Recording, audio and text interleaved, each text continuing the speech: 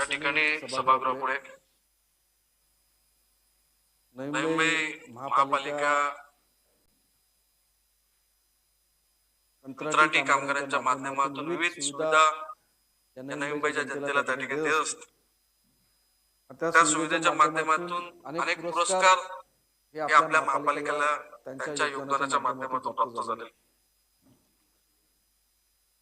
गेल्या कित्येक वर्षापासून त्यांची पगार वाढ व्हावी अशा प्रकारची अपेक्षा कामगारांमध्ये होत होती.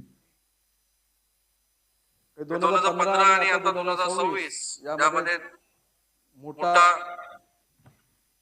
तफावत त्या ठिकाणी आहे. महागाई त्या ठिकाणी वाढलेली आहे, राहणीमान त्या ठिकाणी वाढलेलं आहे. नवी मुंबईचे राहण्याचे भाव त्या ठिकाणी वाढले.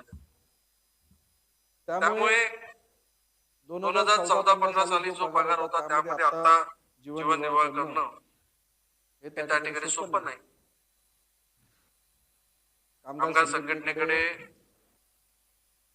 नाईक साहेबांकडे या बाबतीत मागणी केली की आम्हाला पगार वाढ त्या ठिकाणी झाली पाहिजे.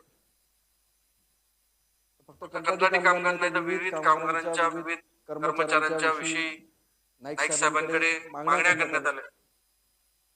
त्या मागण्यांच्या दृष्टीने नवी मुंबई महापालिकेने ठरावाच्या माध्यमातून याआधी देखील निर्णय घेतले आणि आता या जवळजवळ 5,500 कंत्राटी कामगारांना न्याय देण्याची भूमिका नाईक साहेबांच्या सूचनेनुसार आपलं सभागृह आहे.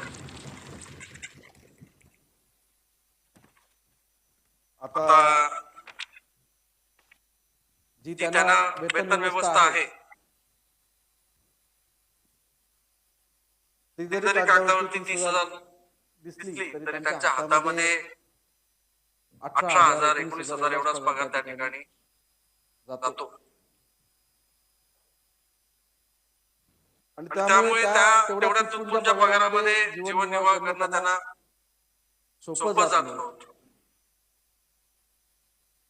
त्यामुळे नाईक साहेबांच्या सूचनेनुसार कुशल अकुशल आणि अर्धकुशल अशा सेवा आधारित कंत्राटी कामगारांच्या वेतनामध्ये वाढ व्हावी या दृष्टीने या ठरावाच्या माध्यमातून नागरी सेवा संचलन विशेष भत्ता